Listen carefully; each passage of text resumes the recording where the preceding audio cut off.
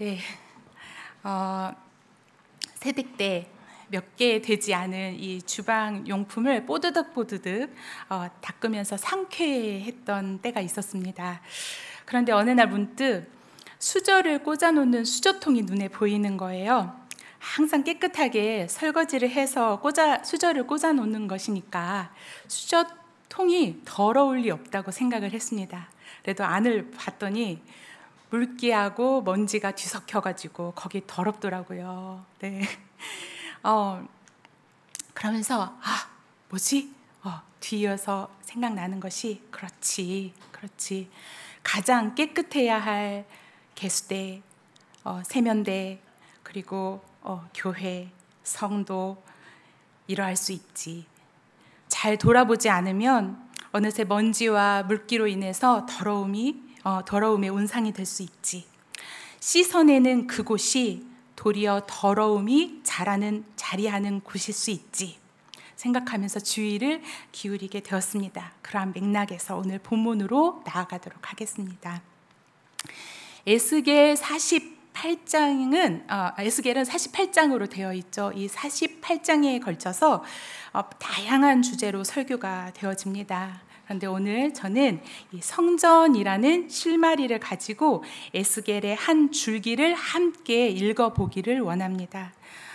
사실 오늘 말씀은요, 성경 구절이 다 할 것입니다. 저의 언어는 그냥 주옥 같은 말씀을 꿰고 거들 뿐입니다. 그래서 오늘 말씀을 많이 읽도록 하겠습니다. 네. 자, 오늘 우리가 같이 읽은 에스겔 8장은 바벨론에 지금 포로로 잡혀온 에스겔이 하나님의 영에 이끌려서 예루살렘 성전을 환상 중에 본 내용입니다. 그러니까 CCTV와 같이 실시간 생중계된 내용이 아니라 하나님께서 의도를 가지고 예루살렘 성전의 실태를 상징적으로 묘사하는, 그러니까 고발하는 내용입니다. 어떻습니까? 우리가 쭉 읽었는데 못 볼 것을 본 것 같습니다. 하나님의 성전에 가증한 것, 그리고 미운 물건이 눈을 돌리는 곳곳에 지금 발견되고 있습니다. 각각의 내 장면은 성전을 중심으로 바깥에서 안쪽으로 가까이 다가옴에 따라서 혐오의 정도가 깊어지고 하나님께 지은 죄의 정도도 굉장히 심해지고 있습니다.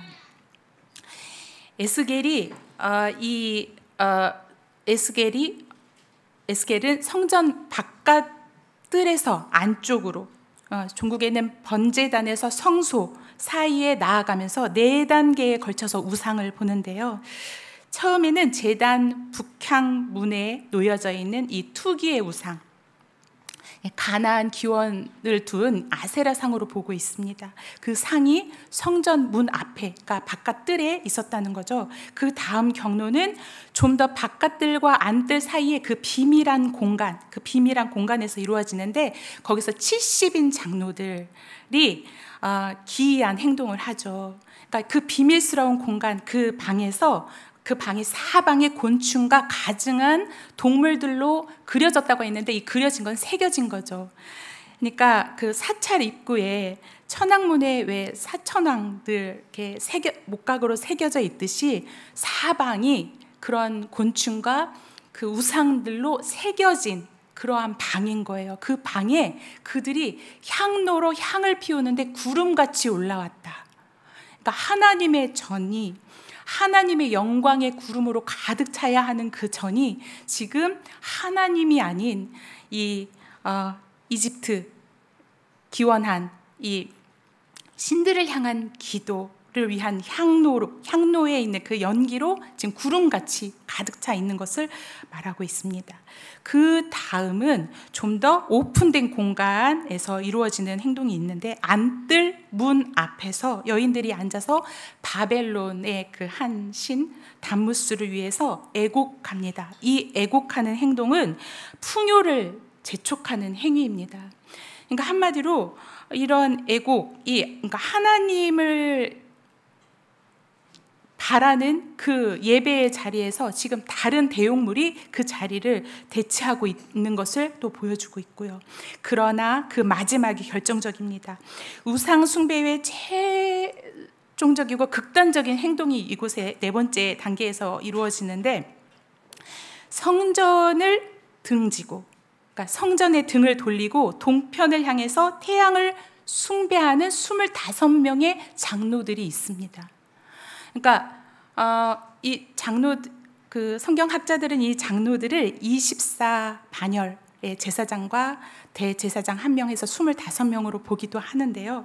특정할 수는 없지만 어쨌든 이 성전에 가까이 깊이 들어갈 수 있는 이들이 예배를 위해서 하나님 앞에 엎드린 것이 아니라 지금 하나님을 등지고 있다는 것은 하나님을 무시하는 행동이요, 하나님을 부인하는 행동이라 할 수 있겠죠. 이러한 일들이 지금 하나님의 성전에서 자행되고 있는 것입니다.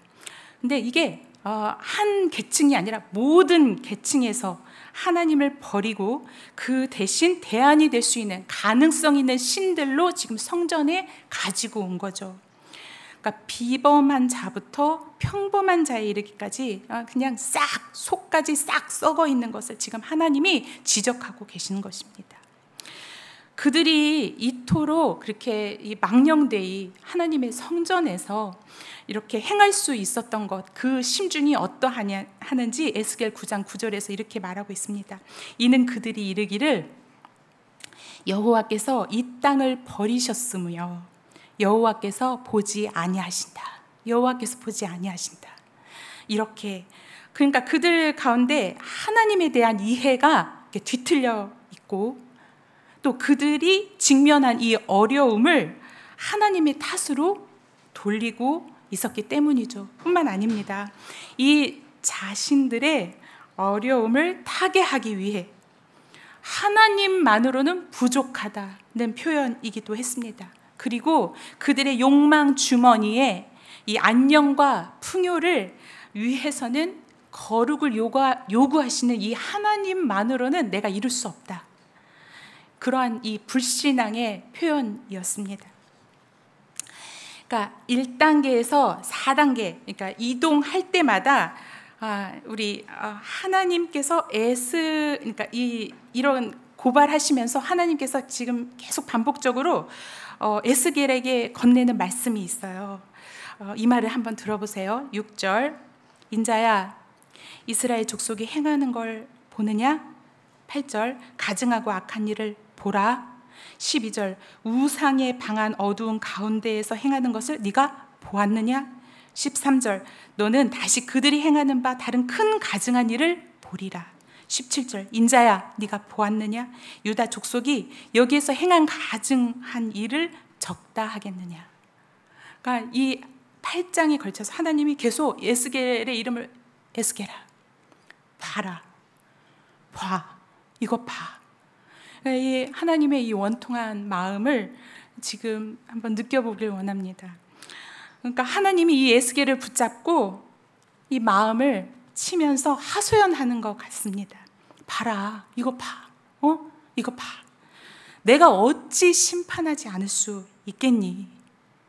이것이 바로 내 영광이 예루살렘 성전을 떠나는 이유다 라고 말씀하십니다. 우리 8장 6절을 한번 같이 읽어볼까요? 8장 6절입니다. 같이 읽겠습니다. 시작.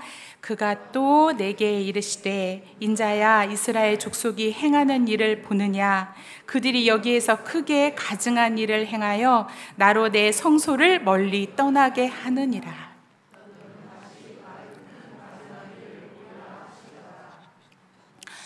굉장히 가슴 아픈 말씀입니다. 무슨 말이냐면, 그러니까 풀자면은 하나님이 이 땅을 버리신 게 아니라는 거예요. 그들이 하나님을 쫓아 버렸던 거라는 거죠. 그러니까 하나님이 떠나시고 싶은 것이 아니라 더 이상 머물 수 없게끔 그들이 나를 쫓아냈다라고 하나님께서 지금 말씀하고 계시는 것입니다. 밀어냈다. 자, 여기서 우리 하나님이 예루살렘 성전, 그러니까 솔로몬이 그 솔로몬의 성전을 봉헌했을 때 임하셨던 하나님의 영광을 한번 떠올려 보길 원합니다.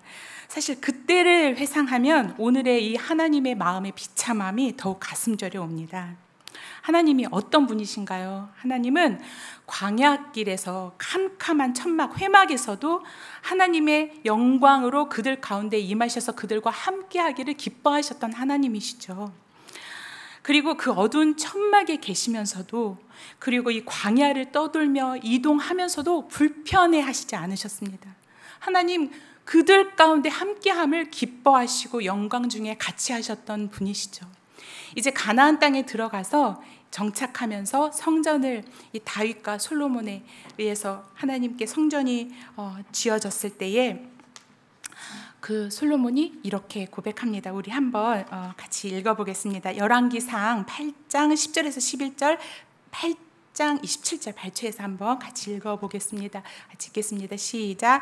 제사장이 성소에서 나올 때에 구름이 여호와의 성전에 가득하매 제사장이 그 구름으로 말미암아 능히 서서 섬기지 못하였으니 이는 여호와의 영광이 여호와의 성전에 가득함이었더라. 27절. 하나님이 참으로 땅에 거하시리이까 하늘과 하늘들의 하늘이라도 주를 용납하지 못하겠거든 하물며 내가 건축한 이 성전이오리까. 솔로몬이 금과 은과 가장 좋은 백향목과 좋은 것으로 지금 하나님 앞에 성전을 지어 올렸잖아요. 근데 알고 있어요. 하늘의 하늘들의 하늘일지라도 그 하나님을 담아낼 수 없거늘, 이 피조세계의 어떤 것도 그 하나님을 담을 수 없거늘 내가 지은 이 성전이오리까. 담을 수 없다는 거죠. 이 솔로몬의 고백이었습니다. 그러할지라도 높은 산이 거친 들이 조막이나 궁궐이나 내 주 예수 모신 곳이 그 어디나 하늘나라. 이게 우리가 먼저 고백한 노래가 아닙니다. 하나님이 먼저 우리의 초가 삼간에 머물기를 기뻐하셨습니다. 이게 하나님의 노래이셨습니다. 네가 거하는 그 어느 곳이 내가 너와 함께하길 원하는 그곳이야. 그러면서 하나님께서 뭐라고 솔로몬에게 응답하셨습니까? 열왕기상 9장 3절에 이렇게 하나님께서 기뻐하시면서 응답하십니다. 같이 읽겠습니다. 나는 내가 건축한 이 성전을 거룩하게 구별하여 내 이름을 영원히 그곳에 두며 내 눈길과 내 마음이 항상 거기에 있으리니. 아멘. 하나님은 자신의 명예와 영광을 예루살렘 성전과 엮기를 기뻐하셨습니다. 하나님의 이름, 하나님의 눈길, 하나님의 마음이 머무는 곳, 하나님이 자신을 두시려고 특별히 구별된 그 곳, 그러니까 하나님의 진심과 사심이 지금 이 공간에 얼마나 묻어져 있는지, 하나님이 얼마나 기뻐하셨는지, 내가 여기에 내 이름과 내 눈과 내 마음을 여기에 둔다. 하나님이 얼마나 그걸 받으셨으면. 그런데 그렇게 하나님의 사심 가득한, 정말 진심으로 기뻐하셨던 그러했던 성전이 지금 8장 6절에 뭐라고 하나님이 그의 입에서 뭐라고 나오느냐면 나로 내 성소를 멀리 떠나게 하였다라고 말씀하시는 거죠. 이 하나님의 마음이 어떠하겠습니까? 그 하나님의 마음이 그러한 하나님이시기에 성전을 떠나시는 하나님의 뒷모습이 왠지 미련으로 가득해 보입니다. 원래 말씀 제목을 제가 츤데레 하나님이라고 하려 했습니다. 근데 이제 츤데레 괜찮나? 그래서 고민하고 있으면서 남편이랑 얘기를 했어요. 하나님이 츤데레일 수 있나? 물었더니 남편이 그 츤데레가 차갑고, 그러니까 겉은 차갑고 냉정하고 쌀쌀맞은데 속은 다정하고 친절한 사람을 말해 그러더라고요. 그래서 그치 좀 맞는 것 같은데 근데 하나님이 쌀쌀맞고 냉정맞다고 얘기할 수 있나? 그래서 거기서 멈췄습니다. 네. 그래도 끝끝내 뭔가 이게 전체적인 분위기에서 하나님이 츤데레 하나님 같아요. 츤데레이신 것 같아요. 그런지 한번 말씀을 통해서 보겠습니다. 하나님의 영광이 떠나는 장면인데요. 에스겔서 10장 4절, 18, 19절, 11장 23절을 쭉 한번 같이 읽도록 하겠습니다. 4절입니다. 시작. 여호와의 영광이 그룹에서 올라와 성전 문지방에 이르니 그룹이 성전에 가득하여 여호와의 영화로운 광채로 뜰에 가득하였고 18절 19절 여호와의 영광이 성전 문지방을 떠나서 그룹들 위에 머무르니 그룹들이 날개를 들고 내 눈 앞에 땅에서 올라가는데 그들이 나갈 때에 바퀴도 그 곁에서 함께 하더라. 그들이 여호와의 전으로 들어가는 동문에 머물고 이스라엘의 하나님의 영광이 그 위에 덮였더라. 11장 23절 여호와의 영광이 성읍 가운데에서부터 올라가 성읍 동쪽 산에 머무르고. 지금 계속 뭐라고 반복되는 단어가 뭐냐면 머무르고 머무르고 머무르고 3번 지금 말하고 있는데요. 그러니까 하나님의 영광이 지금 내가 나로 내 성소를 멀리 떠나게 하는구나 하면서 하나님의 영광이 지금 이제 성소를 떠나는데 그 떠나는 그 영광이 마치 떠나기를 싫어하는 것처럼 굉장히 천천히 머뭇하면서 출발합니다. 처음에는 하나님의 영광이 이 지성소에 있는 지상의 그룹들 위에 이렇게 떠서 성전의 문지방으로 갑니다. 4절. 그런 다음에 성전의 문지방에서부터 지성소에 있는 네 생물의 그룹들, 그러니까 네 생물의 그룹들에 이른 다음에 그 위에 또 거기서도 머무시고 18절. 근데 여기에서 하나님의 영광이 거기에서 성전 뜰의 동문으로 또 이동하시고 동쪽으로 가셨어요. 동쪽 그리고 동쪽 문에 머무시고 마침내 이제 11장 23절인데 그 이제 성전을 완전히 벗어나서 그 영광이 성읍 경계 밖에서 예루살렘 동쪽 산, 그러니까 올리브산, 감람산에 그쪽으로 이동합니다. 그러니까 하나님의 영광이 지금 떠올라서 동쪽으로 가고 있는 거예요. 그러니까 마치 어떻습니까? 그러니까 하나님이 영광이 그냥 훅 가는 게 아니라 떠오르고 머무르고 가다가 머무르고 가다가 머무르고 마치 계속해서 뒤를 돌아보는 것 같습니다. 가다 멈추고 가다 멈추고 결국 예루살렘 성읍 밖 동쪽으로 이동하십니다. 그러니까 마음에 하나님이 지금 정한 뜻이 있잖아요. 정한 뜻이 있음에도 불구하고 얼마나 하나님이 그 하나님의 이름과 성품을 다해서 그들을 사랑하셨는지 한 번은 털어버리고 그냥 벌떡 일어나서 그냥 슉 하고 가시는 것이 아니라 미련 가득한 모습으로 지금 천천히 머뭇하시면서 그 하나님의 영광이 이동하는 것을 볼 수 있습니다. 이 하나님의 영광이 예루살렘의 성전과 성읍에서 떠나가십니다. 참 보호자이신 하나님이 함께 하시지 않는 예루살렘 성전, 성읍은 마른 뼈와 같습니다. 근데 그 성전이 그 하나님의 영광이 어디로 가고 있습니까? 동쪽으로 가고 있습니다. 동쪽. 달마가 그 동쪽 아니고요. 동쪽으로 가는 이유가 있어요. 왜 하필 동쪽으로 가는 걸까요? 자, 예루살렘에서 성전에서 하나님의 영광이 떠나는 그 환상을 지금 에스겔이 보고 있는 거잖아요. 에스겔도 지금 가슴이 너무 아픕니다. 하나님의 영광이 떠나고 있는 모습, 그리고 그 하나님으로부터 유다를 향한 심판들, 그리고 그들이 당하게 될 굉장히 무서운 그 재앙의 규모를 계속 에스겔은 듣고 있잖아요. 자, 그러면서 너무 두려운 거예요. 그래서 하나님께 여쭙죠. 하나님, 이스라엘에 남아있는 모든 자를 멸하시려고 합니까? 이렇게 물어요. 자, 이에 대한 답변은 하나님 2가지로 그렇다, 그리고 아니다, 모두였습니다. 그렇다인 것은 유다에 남아있는 자들이 큰 재앙, 하나님이 지금 하려 하는 그 재앙으로부터 피할 수 없다. 그러나 또 아니다.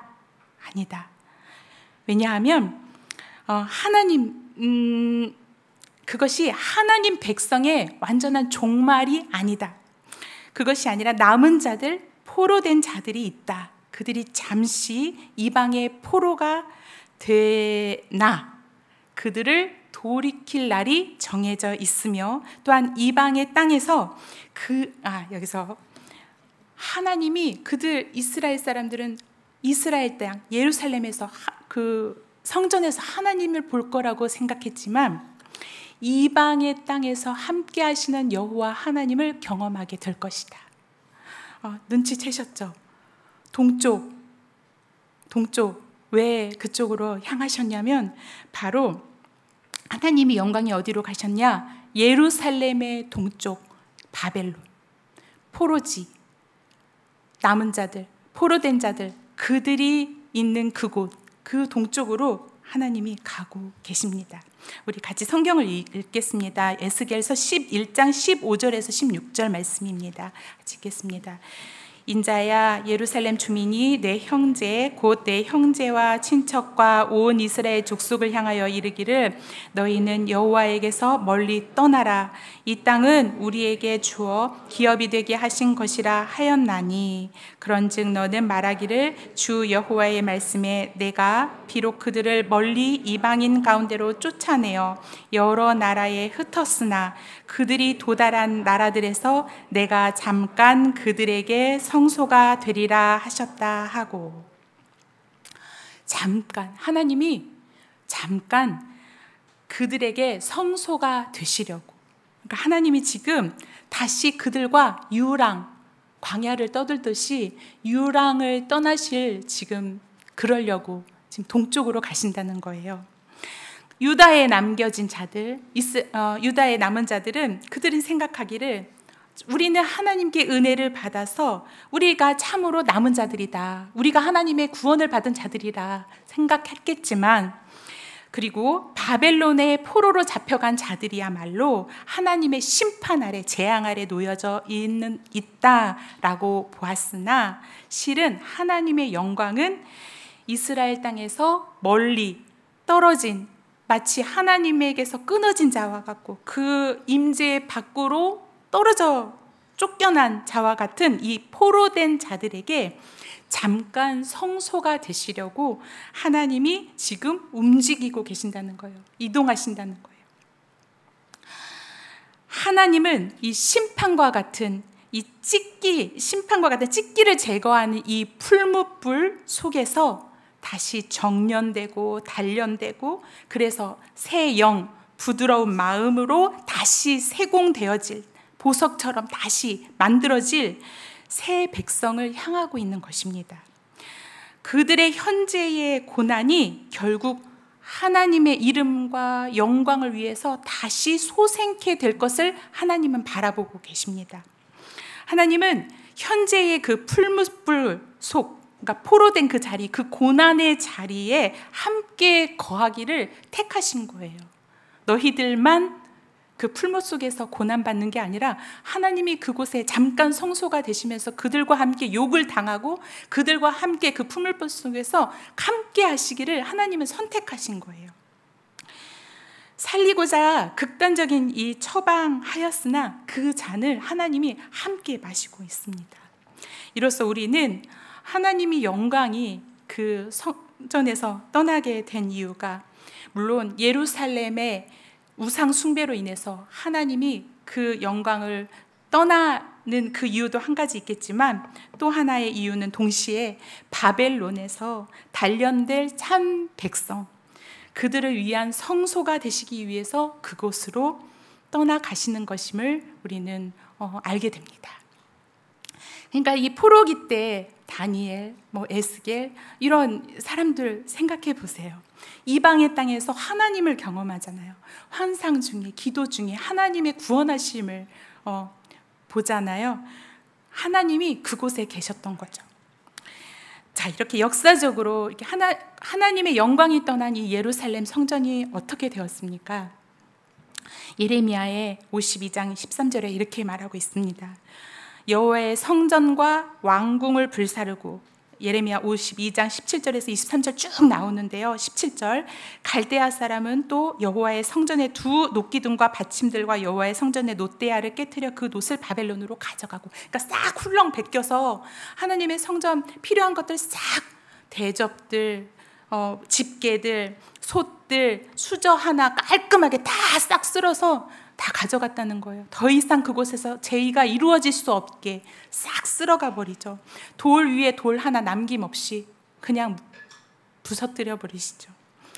그러나 하나님은 때가 참에 다시 약속하신 대로 다시 구루터기와 같은 그 포로된 자들을 돌이키셔서 그들로 하여금 다시 하나님의 성전을 짓게 하시죠. 네, 짓게 하시는 그 장면을 또 한번 떠올려 보겠습니다. 포로기 동안에 그들이 많은 시련과 고난을 당하면서 순수한 여호와 신앙이 얼마나 귀한 것인지, 그리고 성전에서 여호와 하나님께 예배하는 것이 얼마나 영광스러운 것인지 뼛속 깊이 그들이 알고 깨닫고 그런 이들이 지금 돌아와서 성전을 짓지요. 스가랴 3장 10절에서 12절 말씀을 함께 읽겠습니다. 네, 스가랴 3장 10절에서 12절.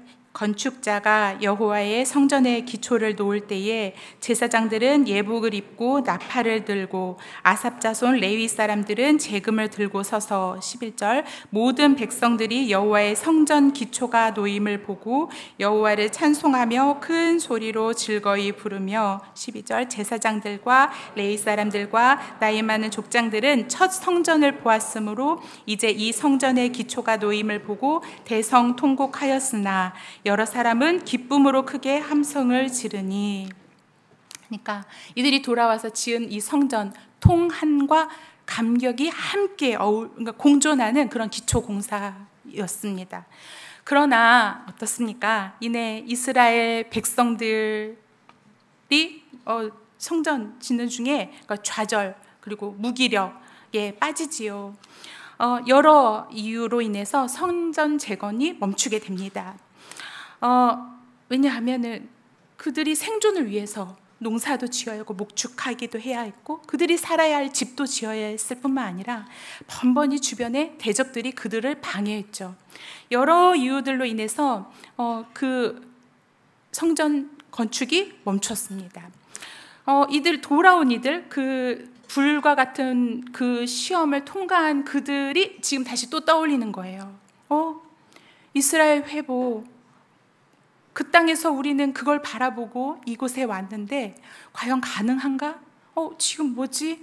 이거 다 하나님이 적극적으로 도와주셔서 회복되어지는 그 영광스러움이 어디 있을까? 이렇게 의문시 여겨졌을 때에 또 학계를 통해서 하나님이 그들에게 말씀하시죠. 우리 학계의 말씀을 한번 읽도록 하겠습니다. 학계 1장에서 2장 9절까지 또 발췌해서 한번 읽어보도록 하겠습니다. 읽겠습니다.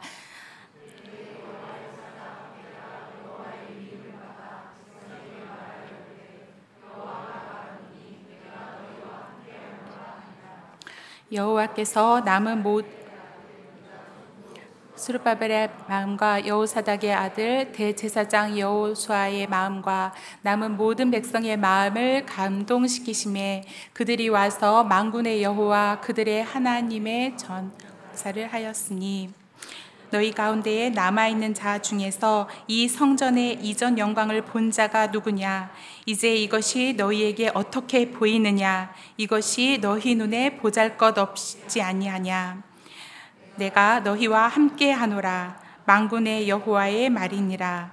너희가 애굽에서 나올 때에 내가 너희와 언약한 말과 나의 영이 계속하여 너희 가운데에 머물러 있나니 너희는 두려워하지 말지어다. 7절 또한 모든 나라를 진동시킬 것이며 모든 나라의 보배가 이르리니 내가 이 성전의 영광이 충만하게 하리라. 만군의 여호와의 말이니라. 9절 이 성전의 나중 영광이 이전 영광보다 크리라. 만군의 여호와의 말이니라. 내가 이곳에 평강을 주리라. 만군의 여호와의 말이니라.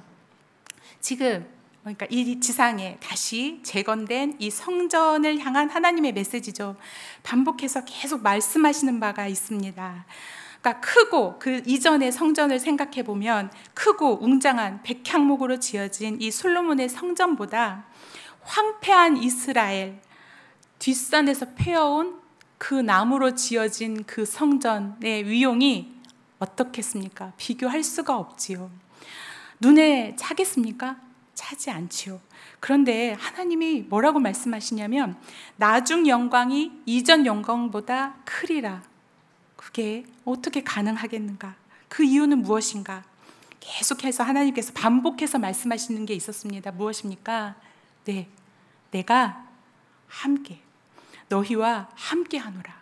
지금 이 학계에서의 말씀 속에서 내가 너희 가운데 있다. 내가 너희와 함께 있다. 함께 있다. 계속 함께 하리라. 그렇게 반복해서 하나님이 우리 가운데 머무는 것, 너희 가운데 충만히 함께 하는 것이 성전의 위용이요 영광이 된다라고 지금 말씀하고 계신 거죠. 제가 영화를 좋아하는데요. 영화를 보다 보면은 그 극한 상황 속에서 그러니까 이렇게 내가 너와 함께 있어 그런 말을 이렇게 특히 미국 영화를 보면 내가 너랑 같이 있어 두려워하지 마 이런 말을 하더라고요. 근데 저는 어렸을 때 그걸 보면 함께하는 게 지금 저렇게 말하는 저 사람도 위험한데 함께하는 게 무슨 도움이 되나 그런 생각을 했거든요. 근데 이제 점점점 그 함께가 의미하는 것 바로 문제를 돌파할 수 있는 힘이더라고요. 함께하는 것 무너져 버리지 않고 그것을 뚫고 나아갈 수 있는 힘이 우리 인생도 누군가와 함께할 때에 그 문제를 해결할 수 있는 힘이 생기는데 지금 하나님께서 멈춰진 그 늘어진 그 손을 강하게 하시고자 하나님이 이렇게 말씀하시는 거예요. 내가 너와 함께해. 내가 너희들 중에 있어. 너희 눈에는 지금 영광이 전에 첫 영광보다 못할진 모르지만 내 눈에는 나중 영광이 처음 영광보다 더 크리라. 내가 왜? 내가 너희와 함께 하니까. 지금 그렇게 말씀하고 있는 거죠. 그러니까 하나님의 몸된 교회의 영광은 어느 곳에 있는 것이 중요한 게 아니라는 거죠. 서울에 있든 저 지방에 있든 동탄에 있든 오산에 있든 산에 있든 바다에 있든 하나님의 이름이 있고 하나님의 눈길이 있고 하나님의 마음이 있는 그곳이 높은 산이나 거친 들이나 초막이나 궁궐이나 그 어디나 하나님의 하나님의 나라가 됨을 봅니다. 그러니까 하나님은 두렵지 않은 거예요. 비록 너랑 나랑 단촐한 수저 2세트만으로 시작해도 행복한 그 신혼부부처럼 하나님은 우리에게 많은 조건을 요구하시지 않았어요. 뭐 해와라, 뭐 해와라, 뭐 해야 돼가 아니라 그냥 단 하나의 조건은 뭐냐면 에스겔서 37장 27절에 내 처소가 그들 가운데 있을 것이며 나는 그들의 하나님이 되고 그들은 내 백성이 되리라. 그러니까 하나님은 그런 분이신 거예요. 그래서 다시 에스겔 환상 속의 성전으로 돌아오겠습니다. 이제 떠났다가 하나님의 지금 지상에서의 무너짐과 세움 그리고 이제 다시 에스겔의 환상 속의 성전을 보면은 40장 42장에 걸쳐서 하나님의 새 창조 그러니까 하나님의 성읍과 성소를 다시 환상 가운데 하나님이 에스겔에게 보여줍니다. 하나님이 다시 설계하시고 이루실 하나님의 도성, 하나님의 성전을 지금 조망하게 하십니다. 그러면서 이제 여기서 에스겔의 가장 클라이막스 장면이 나타나는데요. 43장 1절에서 5절의 말씀을 같이 읽겠습니다. 같이 읽겠습니다. 그 후에 그가 나를 데리고 문에 이르니 곧 동쪽을 향한 문이라. 이스라엘 하나님의 영광이 동쪽에서부터 오는데 하나님의 음성이 많은 물소리 같고 땅은 영광으로 말미암아 빛나니 그 모양이 내가 본 환상 곧 전에 성읍을 멸하러 올 때에 보던 환상 같고 그발 강가에서 보던 환상과도 같기로 내가 곧 얼굴을 땅에 대고 엎드렸더니 여호와의 영광이 동문을 통하여 성전으로 들어가고 영이 나를 들어 데리고 안뜰에 들어가시기로 내가 보니 여호와의 영광이 아멘. 지금 어떤 내용입니까? 지금 하나님의 영광이 다시 지금 이 성전에 가득하진, 그러니까 하나님이 다시 돌아온 환상입니다. 어떻습니까? 지금 하나님의 영광이 동문을 지나서 성전으로 돌아온다고. 동문을 지나서, 그러니까 나간 방향으로 지금 하나님이 다시 이쪽으로 돌아오시는 거예요. 나간 방향으로 다시 오시는데, 그런데 이 하나님의 영광이 오시는 그 모습을 보십시오. 떠날 때는 어땠나요? 천천히 머뭇머뭇 더디게 그렇게 떠나셨는 것에 반해서 그 영광이 돌아올 때는 머뭇거림이 없습니다. 이렇게 둘레둘레 이렇게 돌아보는 게 없습니다. 굉장히 빠르고 직선적으로 이동하십니다. 그 에스겔에서의 하나님의 현현, 하나님의 임재는 이동성이 많아요. 그래서 에스겔 1장에서 하나님의 현현이 가장 많이 거론이 되는데 거기서 보면 하나님의 그룹이 바퀴가 달렸어요. 그래서 빠르게 앞으로 가고 직선으로 움직이거든요. 그러니까는 이사야나 다른 하나님의 현현하는 그 장면에서는 이동성보다는 임하심에 더 초점이 맞춰져 있는데 에스겔의 하나님의 현현은 이동하시는 하나님이세요. 근데 이 하나님이 오시는데 빠르고 직선적으로 쑥 들어오시는 거죠. 그래서 그런데 그것이 그 영광이 돌아올 때에 그 솔로몬 성전 봉헌식에서 하나님의 영광이 성전에 가득 채웠던 것처럼 성전을 가득 채웠을 뿐만 아니라 이 땅까지도 영광으로 빛났다라고 말하고 있습니다. 자, 망설이지 않고 기다렸다는 듯이 그들 가운데 속히 임하시는 이 모습 어떠세요? 하나님, 우리 하나님이 그런 하나님이세요. 그러니까 이게 하나님의 본심입니다. 자신의 이름과 눈길과 마음을 두신 곳, 그곳에서 멀어져야 했던 그 슬픔과 원통함은 잠시예요. 그것은 잠시고 다시 그들의 하나님이 되시고자 속히 그들 가운데 오시는 그 하나님은 어떠세요? 마치 탕자 오는 속도보다 아버지가 달려나아가서 그를 끌어안은 것 같이 그 영광이 굉장히 빠르게 그들 가운데 속히 임하는 것을 보게 됩니다. 내 뼈 중에 뼈요, 살 중에 살이다 라고 말씀하시는 것 같죠. 네, 저희 딸이 있는데 얘가 아쉬운 게 있거나 뭐 부탁하고 싶은 게 있으면 제 옆에 이제 와가지고 부비거리면서 잘못한 게 있을 때도 와서 막 기웃거리고 막 얼굴 들이대고 막 그러거든요. 그러면 저는 넌 누구니? 이제 저리 가라 이거죠. 넌 누구니? 그러면은 얘가 딱 뭐라고 얘기하냐면 나는 너다. 나는 너다. 너는 나다. 그러는 거예요. 네, 그 첫 번째 그 얘기를 딱 했을 때 빵 터졌어요. 뭐? 네가 왜 나야? 그거 어디서 들었어? 그랬더니 주일학교에서 살 중에 살이요, 뼈 중에 뼈예요. 이 말이 나는 너다 이렇게 알려졌다는 거예요. 그래서 나는 너다. 그런데 마음이 녹아져 버리는 거예요. 그래서 그냥 웃고 그냥 네, 패스. 네, 무슨 말이냐? 나는 너다, 너는 나다. 하나님. 그러니까 공동 운명체로 엮이기를 하나님이 기뻐하시는 분이신 거죠. 그렇게 나는 너다, 너는 나야. 뼈 중에 뼈, 살 중에 살, 너는 나야. 우리 둘 사이에 이제는 불순물이 없었으면 좋겠어. 에스겔 43장 9절에 이렇게 말씀하고 있습니다. 이제 그 돌아오셔서 하나님이 말씀하시는 거예요.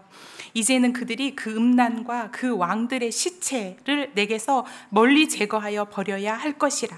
그리하면 내가 그들 가운데 영원히 살리라. 여기에서 왕들의 시체는 그냥 일반적인 죽은 자의 시체라는 의미가 아니고요.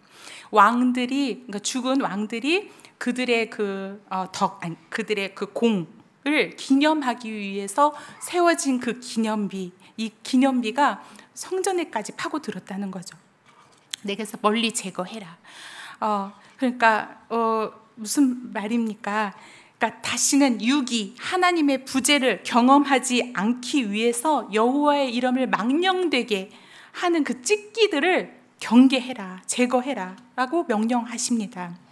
그러니까 나의 탐욕을 위해서, 나의 자랑을 위해서 이 기념비를 교회 가운데에 예배와 나의 삶 가운데 세우는 일을 경계해야 할 것입니다.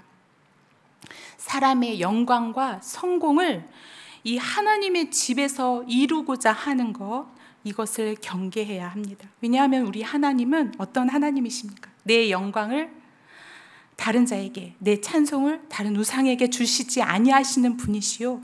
그리고 그 하나님이 계시는 이 성전을 하나님이 뭐라고 표현하시냐면 에스겔 43장 7절에 이제 돌아오셔서 하시는 말씀이세요. 내 보좌의 처소, 내 발을 두는 처소, 내가 이스라엘 족속 가운데 영원히 있을 곳, 이렇게 말하고 계세요.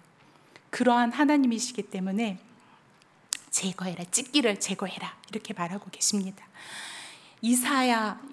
이사야조차도 이사야 6장에서 하나님의 임재를 이사야가 보잖아요. 하나님의 지금 그의 부정을 가지고 하나님의 임재를 지금 맞는 그가 능히 설 수 없어서 뭐라고 딱 말하냐면, 화로다 나요 망하게 되었도다. 나는 입술이 부정한 자요, 입술이 부정한 백성 가운데 거주하면서 여호와이신 왕을 내가 베었다. 이렇게 말할 때에 천사가 제단에 핀 숯, 그러니까 제단 숯불을 가지고 그의 입술을 대해서 그의 부정함을 정케 할 때야 비로소 그가 하나님 앞에 온전히 설 수 있었습니다. 그러니까 이게 우리가 하나님의 이 임재, 영광 앞에 지금 이사야 선지자가 그러하였듯이 지금 우리가 그러해야 한다는 거죠. 이 가장 정결해야 할 것 같은 교회, 경건의 삶 속에 나를 위한 그러한 기념비를 나도 모르게 은근히 세우고 있는 건 아닌지, 나의 사욕을 위해서 내 안에 하나님을 밀어내고 있는 다른 즐거움이 나를 점점 야금야금 잠식하고 이게 먹고 있지는 않은지를 살펴보길 원합니다. 우리를 정결케 하는 이 숯, 이 제단 숯불, 이게 무엇일까요? 이게 어디에 있습니까? 에스겔 환상 속에 이 성전은 좀 특이한 게 있습니다. 어떤 특이점이 있냐면, 그 하나님이 처음에 보여준 그 성전의 번제단은 성소 밖에 있지요. 그런데 이 환상 속에서 보여지는 이 성전은 성전 전체에서 기하학적으로 이 중앙에 위치한다고 해요. 중앙에. 그럼 그게 무슨 말이냐면은 그만큼 하나님이 거룩에 대한 요구를 더 크게 요구하고 계신다는 거예요. 함께함에 있어서 거룩, 여호와께 성결을 지금 중앙에 하나님 앞에 나아가는 그 핵심에 그거를 두고 계신다는 거죠. 왜 그러냐? 계속 반복되지만 종국의 하나님이 우리에게 주시고자 하시는 것은 뭐냐? 이루고자 하시는 것은 명확합니다. 함께입니다. 거함입니다. 그래서 에스겔 48장 35절 마지막 절에 하나님이 이렇게 말씀하고 계세요. 그날 후로는 그 성읍의 이름을 여호와 삼마라 하리라. 거기 계시는 하나님, 거기 계시는 하나님. 이게 에스겔의 마지막이거든요. 여호와께서 거기 계시다. 이게 어떠한 여호와 삼마는 어떠한 이름이냐면 회복의 이름입니다. 여호와의 임재. 궁극적으로 하나님이 내게 뭘 주길 원하시냐면 하나님이 나와 함께, 그러니까 하나님이 나는 너다. 그냥 하나님을 누리기를 얻게 하시고자 함이지요. 그러하기에 영원토록 하나님이 우리 가운데에 거기 계시는 여호와 삼마를 누릴 수 있도록 한 목자, 그러니까 예스겔에서 한 목자에 대한 이야기가 나오거든요. 그 한 목자는 그리스도 예수, 그가 임마누엘을 이루실 거라고 계속해서 말씀하고 있습니다. 그러니까 심판과 함께 하나님 회복을 말씀하실 때에 이 한 목자, 이 목자가 그것을 회복시키실 거를 얘기하고 있고, 우리와 함께 하시는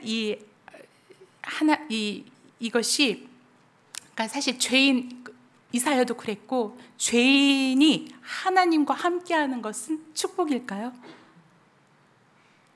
저주일 수 있습니다. 심판일 수 있습니다. 화로다. 내가 망하게 되었도다. 입술이 부정한 백성 가운데 있는 내가 여호와 하나님을 뵈는 거는, 이거는 심판일 수 있습니다. 근데 이 예수 한 목자가 심판이 되지 않게 하시려고, 저주가 되지 않게 하시려고 그분이 오셔서 임마누엘을 이루신 거예요. 하나님과 함께 할 수 있는 핀 숯이 되어서 우리의 부정을 제거하시는 그분이 되신 것입니다. 그래서 우리로 하여금 그 부정을 태우사 우리로 하나님께 더 가까이 나아갈 수 있도록 그렇게 하신 거죠. 그래서 여호와 삼마, 거기 계시는 하나님, 그것이야말로 하나님이 에덴 동산에서부터 소원하셨던 우리를 향한, 인생을 향한 단 하나의 소원, 그 소원입니다. 이건 하나님의 깊은 속내요, 본심이죠. 우리가 무엇이라고, 뭘 볼 게 있다고, 무엇을 얻겠다고, 무슨 영광을 얻겠다고 하나님이 우리를 그렇게 같이 있기를 원하시는지, 우리가 무엇이간데 하나님이 당신의 친히 우리랑 엮어서 우리 때문에 울고 웃고 그러하시는지, 정말 그 하나님의 마음을 우리가 느끼면서 그 하나님의 마음을 너무 시리게 하지 않아야겠구나, 밀어내지 말아야겠구나. 그 하나님이 이름을 두시고 눈을 두시고 눈길을 주시고 그 마음을 주시려고 나를 부르셨는데 너무 그 마음을 몰라드리고 시리게 할 때가 너무 많구나. 그래서 우리는 어떠한 인생입니까? 죽게는 더디 가고 돌아설 때는 속히 돌아서는 인생이에요. 근데 하나님은 떠날 때는 더디 떠나시고 돌아올 때는 속히 돌아오시는 그러한 하나님이시잖아요. 그 하나님의 마음을 우리가 등지지 말고 우리 하나님께 우리도 우리의 이름과 우리의 눈길과 우리의 마음을 주께 두기를 원합니다. 정리하도록 하겠습니다. 온갖 찹새가 달아든다. 이거 제 입에서 나오거나 이게 제 안에서 흐를 때는 상태 안 좋은 때인 거예요. 이제 화장실에 앉아 있을 때도 온갖 찹새가, 이거는 이제 뭔가 잡스러운 것이 내 안에 가득할 때 이게 이제 흘러나오거든요. 또 두 번째 애국가가 나오면은 그것도 이제 복잡한 일이 많은 거예요. 동해물과 하나님이 보호하사, 이거 이제 부르면은 집에서 긴장을 하는 거예요. 건드리면 안 되겠다. 내 안에 잡새가 가득해진 나를 바로 세우기 위해 제단의 숯불로 정결케 한 그 은혜를 어느샌가 흘려버리고 폐잔병처럼 서 있는 그러한 그때에 나는 무엇을 해야 할까, 이것을 생각할 때면 또 한 가지 어떠한 장면이 생각이 나냐면 영화입니다. 이게 굉장히 오래된 영화예요. 2001년도에 열정의 무대라는 영화인데요. 미국 영화입니다. 네, 이 발레 학교에서 어느 한 발레리나의 태도와 마음의 전환이 인상적이었어요. 어떤 내용이었냐면 이 발레리나는 재능이 있는데 이 흑인이라는 한계를 넘어서는 것이 현실적으로 너무 벅차서 삐딱한 마음으로 이 권위 있는 선생님들을 비아냥거리고 불량한 태도로 일관했던 그녀입니다. 이 그녀가 사실 근데 그러했던 이유가 그 중심에 너무나도 발레를 사랑하는 거예요. 활짝 피어내고 싶은데 그러질 못하니까 그 마음이 너무 가득해서 거칠게 표현되어서 오해를 받기 일쑤였죠. 근데 이제 그때 그녀를 안타깝게 여겼던 발레 선생님이 그녀를 조용히 찾아와서 다가와서 한마디를 건넵니다. 에바, 막혔을 때에, 현실에 막혔을 때에 현명한 사람은 자신을 봐. 그리고 이 발렛바를 딱 붙잡으면서 해답은 너에게 있어. 자신에게 있어. 네가 오늘 무슨 일을 만났든지 무슨 이야기를 들었든지 네가 있을 곳은 여기야. 발렛바를 두드리면서 여기야. 네가 서 있을 곳은 여기야. 그거를 보면서 그렇지. 내가 서 있어야 할 발렛바. 그리스도인의 발렛바. 다시 붙잡아야 하고 내가 있어야 할 발렛바. 내가 그게 어디일까라고 제가 상태 안 좋을 때 생각한데 그 발렛바는 회개요, 말씀이요, 기도, 기본이더라고요. 네. 온갖 잡세가 날아든 나가 다시 하나님의 마음과 눈길과 그 이름을 느낄 수 있는 그 중심으로 변화되는 것은 회개, 말씀, 기도, 다시 이 기본으로 내가 다시 돌아가서 그걸 붙잡는 것, 그것이지. 다시 내가 옷깃을 다시 잘 만져야지. 우리 예수님이 생명을 걸고 주신 그 치트키가 회개입니다. 이 강력한 무기이죠. 우리가 회개했을 때 하나님의 용서, 정결케 하시는, 하나님과 가까이 갈 수 있는 그 놀라운 은혜를 내게 주시고자 주신 능력이요, 무기입니다. 그리고 나를 거스리는 힘, 이게 바로 회개이지요. 자, 하나님께 가까이 나아가는 힘. 그리고 말씀과 기도는 무엇입니까? 원수에게 빼앗겼던 내 자리, 그 빼앗겼던 자리를 다시 찾아온 지경. 그것이 바로 말씀과 기도이죠. 이걸 준비하면서 시편 84편을 가지고 기도하면서 그래, 84편의 1절에 이런 고백이 있어요. 만군의 여호와여, 주의 장막이 어찌 그리 사랑스러운지요. 내 영혼이 여호와의 궁정을 사모하여 쇠약함이요. 무슨 말이냐면 이 거룩한 정서가, 이 거룩한 마음, 하나님의 성전을 사무치게 사모하고 사랑스럽게 여기고 이것을 내 마음이 상할 정도로 하나님을 바라는 그 거룩한 정서가 온갖 잡세가 내 안에 날아들 때에는 하나도 느껴지지 않고 그게 무슨 의미인지 내 마음에 와닿지 않아요. 그런데 우리가 다시 사라질 때, 살아날 때 이게 회개하고 정결케 되어지고 말씀과 기도의 그 기본을 내가 다시 세워가고 잃었던 영역을 다시 찾아오고 그랬을 때에 나의 정서가 하나님에게 그 마음이 다시금 소생케 되어지는 그 감각들, 그거를 빼앗겼던 것, 성소로 다시 하나님의 이름, 눈길, 그리고 그 마음을 내가 충만히 느낄 수 있는 그 감각들을 우리가 다시 새롭게 잃어버린 것들을 다시 세울 수 있는 그러한 이 밤이 되기를 원합니다.